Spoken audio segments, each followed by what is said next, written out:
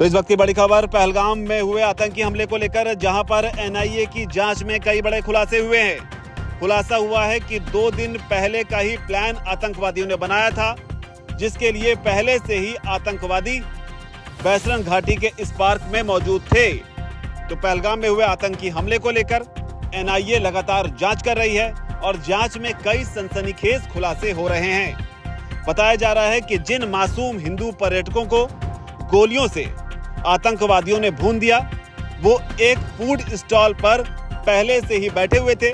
जो आतंकवादी food stall पर बैठे हुए थे, उनकी संख्या 2 बताई जा रही है। इतना नहीं, इसके अलावा इन आतंकवादियों ने कैसे इस घटना को अंजाम दिया, इसे लेकर भी अहम खुलासा हुआ है। बताया जा रहा है कि दोनों आतंकी करीब 2:30 बजे के आसपास अचानक ही फूड स्टॉल से निकले और वहां पर जो लोग खा पी रहे थे, उनका धर्म पूछकर उन पर हमला बोल दिया। जानकारी के मुताबिक करीब 2 से 3 मिनट तक आतंकवादियों ने धर्म पूछकर लोगों को गोली मारी, जिसमें जो जानकारी निकलकर सामने आई उसमें मरने वालों की संख्या 4 बताई गई। इतना नहीं, इसके बाद कुछ आतंकी बताया जा रहा है कि पहाड़ी से आए और उन्होंने भी उसके बाद अंधाधुंध गोलियां चलाना शुरू कर दी, जिसमें कुल 26 लोगों की मौत हो गई।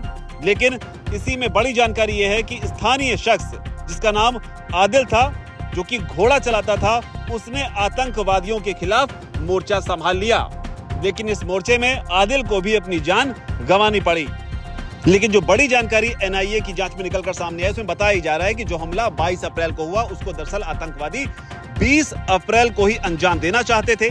लेकिन तब मौसम खराब होने की वजह से आतंकवादियों ने अपने प्लान को कैंसिल कर दिया।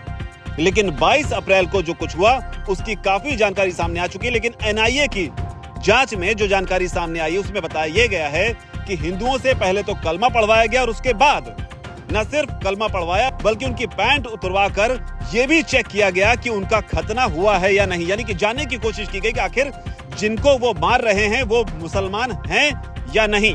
जानकारी में ये बात भी सामने आई है कि बेहद करीब से सिर में गोली मारने के पीछे का मकसद आतंकवादियों का ये था कि गोली मारने के बाद कहीं कोई बच न जाए। हालांकि इस मामले में एनआईए का जो कहना है वो भी जानना जरूरी है। एनआईए ने कहा है कि ऐसा नहीं लगता शुरुआती जांच में कि आतंकवादियों ने जिसे जहां भी पाया उसे कत्ल कर दिया, बल्कि ये पूरी घटना सोची समझी और पूरी रणनीति के साथ बनाई गई थी, जिसके पीछे का बड़ा मकसद ये था कि हर शख्स को कोशिश ये थी कि पॉइंट ब्लैंक से, यानी कि बेहद नजदीक से गोली मारें ताकि मौत सुनिश्चित हो सके। हालांकि एनआईए इस बीच तमाम लोगों के बयान दर्ज कर रही है और बयान दर्ज करने के आधार पर ही जो जानकारी निकलकर सामने आई, उसमें बताया गया है कि कई लोगों ने एनआईए को ये बताया है कि जब 4 लोगों को उनका मजहब पूछकर आतंकवादियों ने उन्हें मारा, तो उसके पीछे का बड़ा मकसद ये था कि किसी तरीके से दहशत को फैलाया जाए।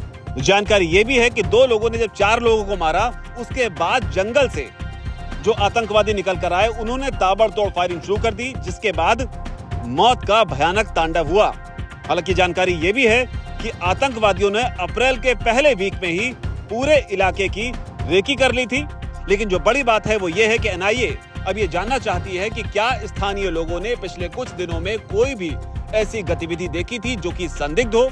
इतना ही नहीं, एनआईए इन कोशिशों में भी जुटी हुई है कि किस तरीके से जो आसपास के होटल हैं, उनके सीसीटीवी कैमरे को खंगालकर वहां से कोई सुराग जो है वो जुटाया जा सके। हालांकि जो जानकारी निकलकर सामने आ रही है, उसमें बताया ये भी जा रहा है कि 20 का जो प्लान था उसे टालने के बाद में जब 22 तारीख आई, तो बीच में जो मौसम सुहाना हुआ, उसकी वजह से बैसरन घाटी में जो टूरिस्ट थे उनकी संख्या 5000 के करीब पहुंच गई थी। और इसी को देखते हुए आतंकवादियों ने यहाँ पर जो मौत का तांडव किया, जो गोलियां बरसाई, उससे बड़ी संख्या में लोगों की मौतें हुई। और फिलहाल एनआईए का ये कहना है कि किसी भी एंगल से जांच को खारिज नहीं किया जा रहा है। एनआईए लगातार पहलगाम में हुए आतंकी हमले की जांच कर रही है। हालांकि इस बीच आतंकी हमले के बाद में भारत और पाकिस्तान के बीच रिश्तों में तल्खी देखने को मिली है। कई सारे देशों का इसे लेकर बयान सामने आया है, जिसमें इस पूरे मामले पर ज्यादातर देश जो है वो भारत के साथ खड़े नजर आ रहे हैं। हालांकि पाकिस्तान अभी भी इस खौफ के साए में है कि भारत पहलगाम में हुए आतंकी हमले को लेकर कोई बड़ी कार्रवाई जो है वो कर सकता है। इस रिपोर्ट पर आपकी क्या राय है और एनआईए की जांच में जो खुलासे हुए उस पर आप क्या सोचते हैं? आपकी जो भी राय नीचे कमेंट सेक्शन में से आप जरूर लिखें। धन्यवाद।